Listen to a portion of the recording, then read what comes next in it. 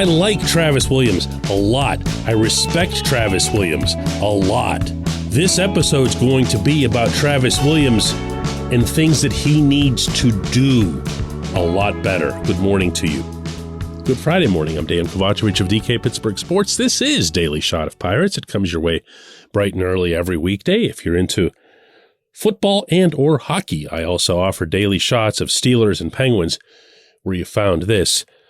For anyone who doesn't know, Travis Williams happens to be the CEO and team president of the Pittsburgh Baseball Club. This is a significant position. It is not a ceremonial position, contrary to some popular mythology that everyone is just sitting there waiting for Bob Nutting to declare things from the clouds and they're just existing to do his bidding. That's not Travis.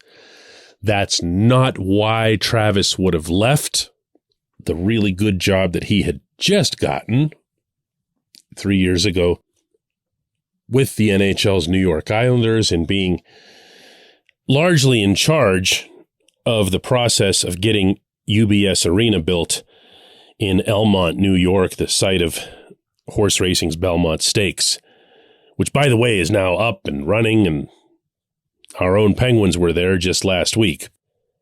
Nice, cushy job, fairly successful franchise in a very large market and all that other stuff. And when Bob Nutting reached out to Travis around the time of the mass firings of everyone from Neil Huntington and Kyle Stark up to Frank Coonley, who had been the guy holding this role beforehand, Travis came back. And when I say came back, it's because he held a pretty significant position with the Penguins just before that, which is how Bob and Travis came to know each other.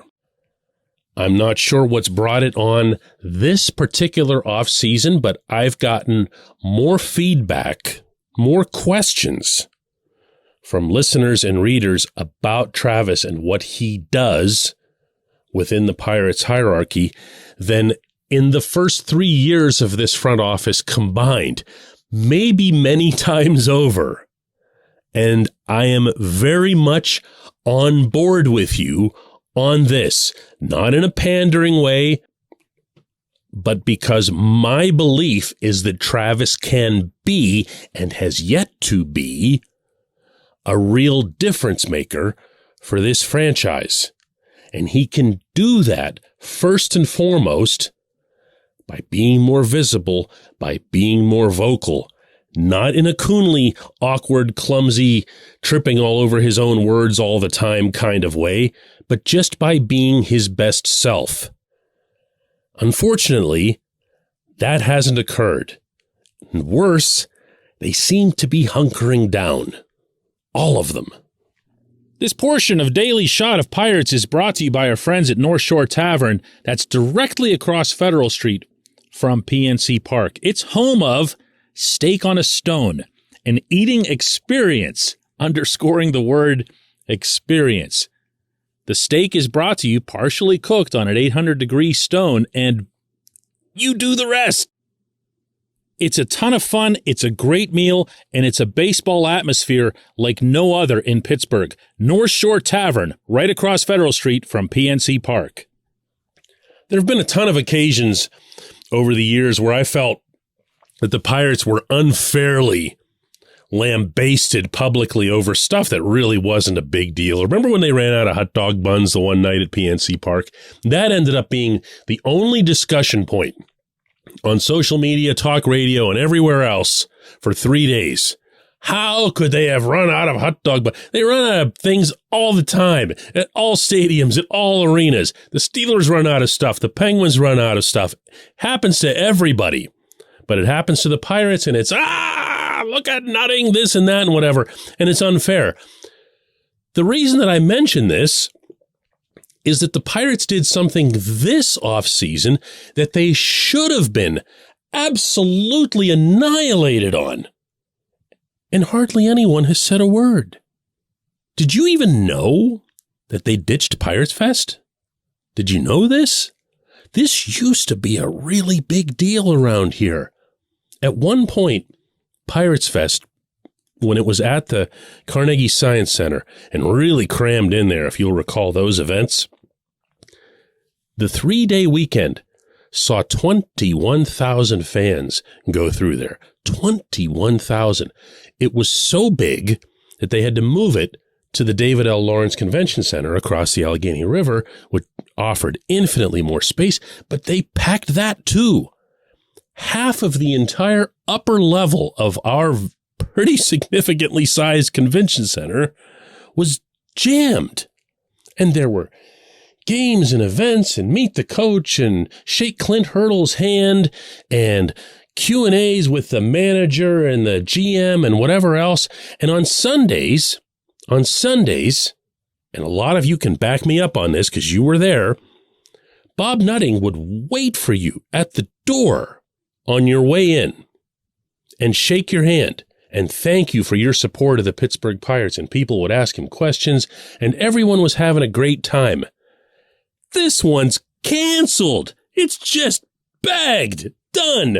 PPD in parentheses. Doesn't even exist. How does that happen? How do you go from the thing I just described a mere few years ago? And believe it or not, I'm not just talking about the playoff years. I'm talking about before the blackout game. This was a really big event, Pirates Fest. That's hunkering down in my eyes. That's hiding. And I not only don't respect that, I don't understand it. Are the Pirates waiting until they sign a bunch of guys and show that they mean business, and then they'll emerge and give everyone a great big told you so wag of the finger? Is that the outlook here? If so, that'd at least help explain why the only event they've had with their fans at all this offseason, and I'm not even mentioning all those wonderful caravan trips. Remember that? Where they'd go to all different parts of Pennsylvania, Ohio, West Virginia to make sure that they're drawing that bigger circumference of Pirates fans, kind of the way the St. Louis Cardinals have done for years in their market. Nothing. Zero. Zilch. What are you going to do? Wait until it gets like a little bit good and then come out and go, ha, ha, ha, we showed you losers. Now you have to buy tickets. I mean, I'm being ridiculous here, but that's what ends up happening. That's the way people end up thinking and talking about you when you're not showing your face or speaking your mind. Lots and lots of work ahead. And now there's work ahead just to reverse this kind of damage. When we come back, J1Q.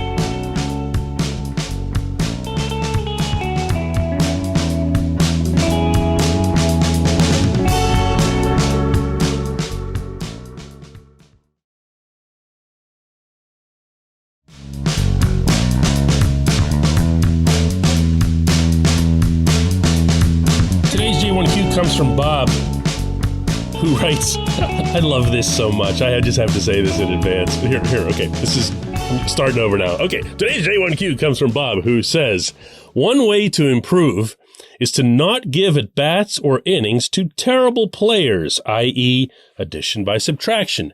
Too many at-bats in the 2022 season went to Josh Van Meter, Yoshi Tsutsugo, Greg Allen, Bly Madras, Michael Perez, Cole Tucker, Yu Chang. The starting pitching and bullpen depth should be much better also this coming season. A Jack Suwinski, Connor Joe platoon could limit Suwinski's at-bats against lefties, but there would be a big hole in the lineup regardless without Brian Reynolds.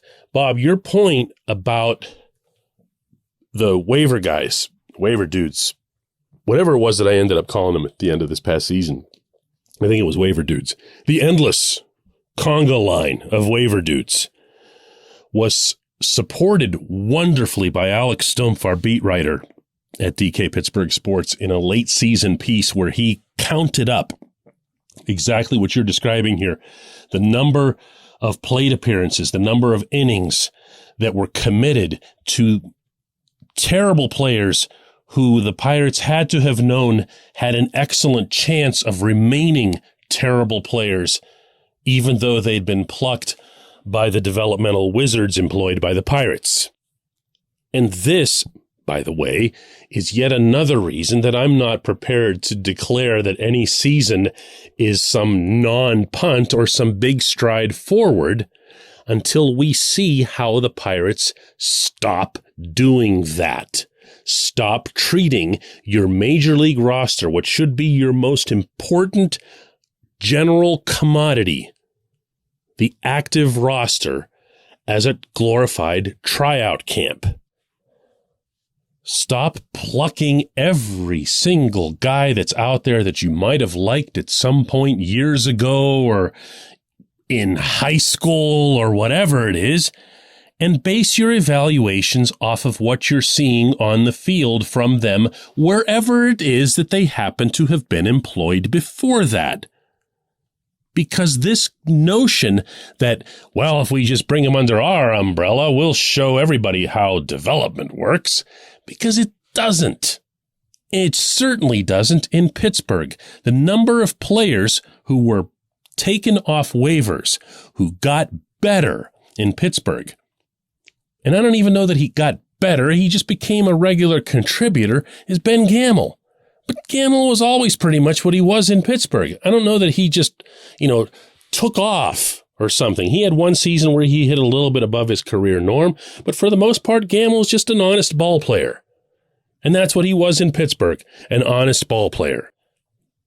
And for that, we collectively have had to suffer through like 3 dozen of these guys over the past 2 years, and it's got to stop because for whatever reason, this management team, and it of course includes Derek Shelton, can't control themselves from putting these guys on the field on a regular basis. It's one thing to have them under your control or under your eyesight so that you can show them how it's really done. But why throw them out on the field? Nobody wants to see them. They don't help you win. Does anyone really think this management team is done with that practice, with that specific practice?